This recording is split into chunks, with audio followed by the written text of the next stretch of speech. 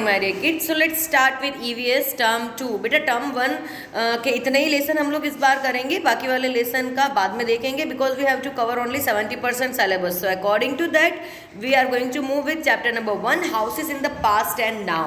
बेटा आजकल के लोगों की सबसे पहली ज़रूरत होती है घर. अब घर जो है वो पुराने ज़माने में अलग तरीके के होते थे और अभी के जो टाइम में जो हम लोग सारी फैसिलिटीज़ के साथ मकान बनाते हैं, घर बनाते हैं, उसमें सारी फैसिलिटीज़ बनाई जाती है और हर एक के लिए अलग अलग रूम दिया जाता है. रूम में अटैच लैट्रिन बाथरूम होता है, जैसे कि आप लोग देखते हो. तो इसी के अकॉर्डिंग ये चैप्टर है. So let's start with the chapter. Shivam lives with his family in a 2-bedroom flat in a multi-story building. Beside the 2 bedroom there are a drawing room, a dining room, a kitchen and a bathroom attached to each bedroom in the flat. Shivam नाम का एक लड़का है जो 2 bedroom के flat में रहता है. मल्टी स्टोरी बिल्डिंग का मतलब आपको पता है, जो फ्लैट्स होते हैं उन्हें मल्टी स्टोरी बिल्डिंग बोला जाता है, जिसमें एक के ऊपर एक बने हुए होते हैं जो फ्लैट्स. तो इस तरीके की जो बिल्डिंग होती है उसके अंदर शिवम जो है वो 2 bedroom फ्लैट में रहता था, जहाँ पे उसके फ्लैट में बेडरूम के साथ साथ drawing room, dining room, kitchen और हर बेडरूम के साथ में बाथरूम अटैच्ड था. The kitchen is equipped with modern gadgets. वो जिस फ्लैट में रहता है उसमें जो किचन है उसमें सारे मॉडर्न गैजेट्स लगे हुए हैं. जैसे किचन भी पुराने ज़माने का जो किचन है वो हम लोगों ने देखा हुआ है, नए ज़माने का जो किचन है अगर आप लोगों ने नहीं देखा, आप लोगों ने कई बार मूवीज़ में भी देखा होगा कि अभी के लेटेस्ट डिज़ाइन के अकॉर्डिंग किचन किस तरीके से होता है. So and every room has inbuilt cupboard and overhead storage space. Her room के अंदर कबर्ड बने हुए हैं और स्टोरेज के लिए स्पेस भी बना हुआ है. The flat also has 2 small balcony and for drawing clothes and keeping potted plant.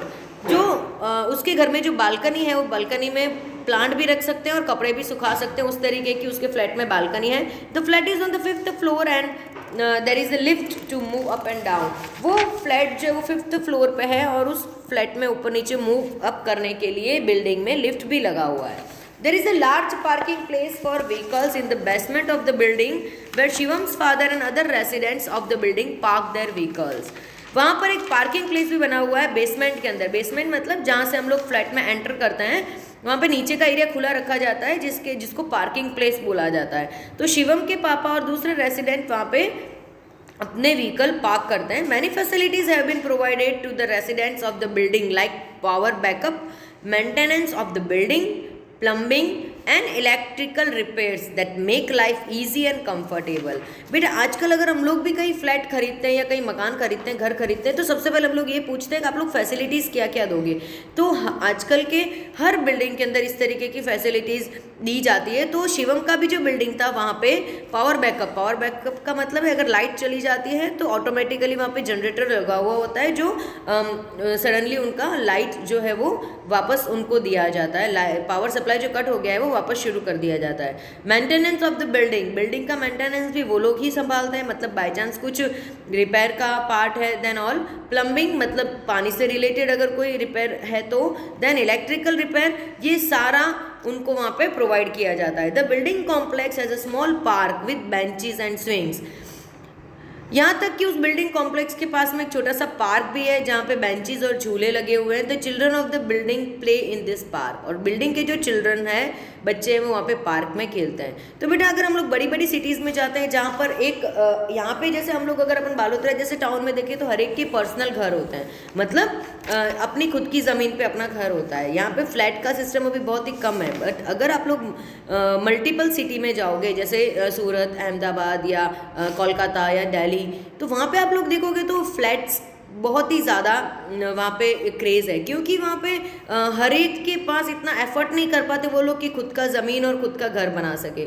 तो इसलिए वो फ्लैट एफर्ट कर पाते हैं क्योंकि वहाँ पे उसका कॉस्टिंग भी कम पड़ता है और फ्लैट में सारी सुविधा मिल जाती है. तो इस तरीके से जो मल्टी स्टोरी बिल्डिंग है उसका क्रेज़ आज दिन ब दिन बढ़ता जा रहा है, जिसकी वजह से एक छोटी सी जगह के अंदर भी काफ़ी सारे लोगों को हम लोग रहने के लिए मकान दे सकते हैं. जैसे कि अगर हम लोग अपना पर्सनल घर बनाते हैं तो उस घर में हम लोग ही रहेंगे, बट अगर वहाँ पे उस जगह में फ्लैट बनाएंगे तो फ्लैट अगर 5 स्टोरेज का होगा, 6 स्टोरेज का होगा, तो जितने ज़्यादा स्टोरेज होंगे उतने ज़्यादा लोग वहाँ पे रह पाएंगे. Houses in the past. Now let's see कि पुराने ज़माने में घर कैसे होते थे. Shivam's grand mother has sweet memories of the house she lived in as a young girl. जब शिवम की दादी जो है बहुत ही छोटी थी, उस समय की उसकी कुछ यादें घर के साथ जुड़ी हुई है। She grew up in the small town of Bathinda, Punjab. वो पंजाब के छोटे से बठिंडा शहर के अंदर बड़ी हुई थी। She lived in a joint family, वो जॉइंट फैमिली में रहती थी। She remembers that her house was very big with many room, और उसको ये याद है कि जिस घर में वो रहती थी वो घर बहुत ही बड़ा था जिसमें बहुत सारे रूम्स थे। It had separate section for man and women, यहाँ तक कि वहाँ पे मेंस और वुमेन्स के लिए अलग अलग सेपरेट सेक्शन दिए हुए थे।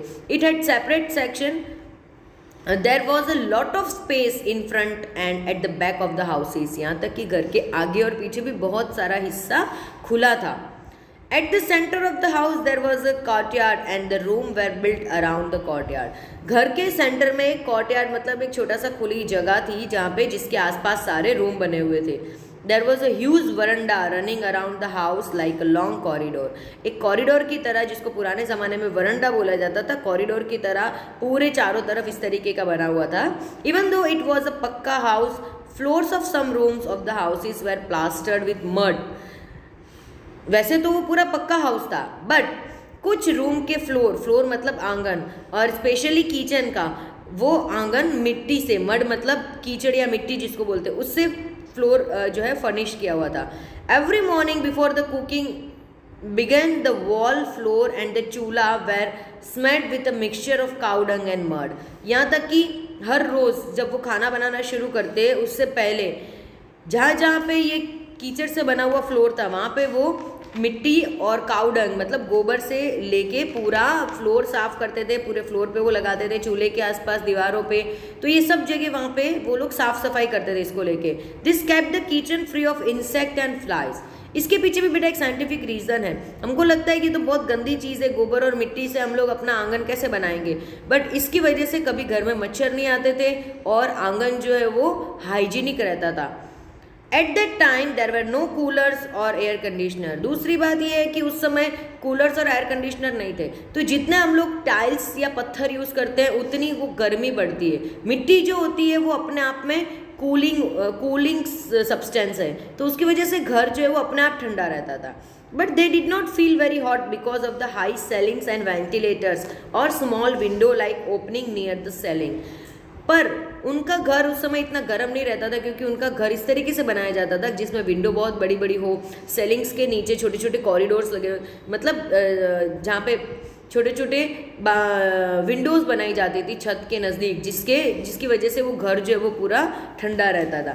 अभी हम लोग क्या करते हैं, घर की सारी दीवारें रूम की पूरी पैक करवा देते हैं क्योंकि हमें एसी लगाना होता है। सो साइंटिफिकली अगर देखा जाए तो जितनी बाहर की खुली हवा हमारे घर में आती है उतना हमारा घर क्लीन रहता है and we can get the proper air. Part of the house had a flat roof to act as the terrace and part of the house had sloping and tiled roof. उसमें कुछ घर का जो कुछ हिस्सा था जिसके छत पे स्लॉप्ड रूफ मतलब इस तरीके के रूफ बनाए जाते थे और कुछ घर का हिस्सा था जिसमें फ्लैट रूफ बनाए जाते थे। The kitchen and the toilet were built at a short distance from the main building so that smoke or unpleasant odor did not disturb people in the living area and bedroom. यहाँ तक कि kitchen और toilet के बीच में भी distance रखा जाता था जिसकी वजह से अगर गंदी स्मेल जो है तो वो घरों में नहीं आए और वो गंदी स्मेल लोगों को परेशान नहीं करे।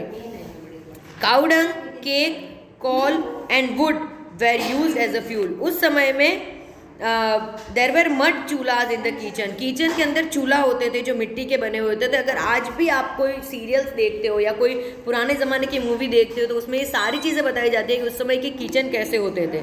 काउडंग केक मतलब कि गोबर से बने हुए उपले, कोल एंड वुड कोयला और लकड़ी जिसको जला के उसमें चूल्हे पे रोटी बनाई जाती थी। So it often got smoky and full of suit inside the kitchen. कई बार वो बहुत धुआं छोड़ता था, उस वजह से पूरे किचन में धुआं हो जाता था। Water had to be either drawn from the well और pumped out with the help of a hand pump. पानी जो है वो कुएं से निकाला जाता था या हैंडपम्प से निकाला जाता था। मैन यूजुअली बात नियर द वेल और ज़्यादातर जो मैंस होते थे उस समय के वो कुएं के पास जाके ही नहाते थे। तो बेटा ये स्टोरी सुनने में ऐसा लगता है कि जैसे हम लोग किसी गांव में पहुंच गए हो, गांव में एक छोटा सा घर है अपना जहाँ पे चूल्हा लगा हुआ है, चूल्हे पे मम्मी रोटी बना रही है और कुएं से पानी निकाल रही है। तो ये सारी चीज़ें हमारे को ऐसा लगता है कि ये बहुत पुराना, हम लोग पता नहीं कितना ओल्ड फैशन बात कर रहे हैं, बट ये चीज़ साइंटिफिकली हमारी बॉडी के लिए, हमारे माइंड के लिए, रिफ्रेश होने के लिए और हमारे खुद को हेल्दी रखने के लिए बहुत ही ज़्यादा इम्पॉर्टेंट है।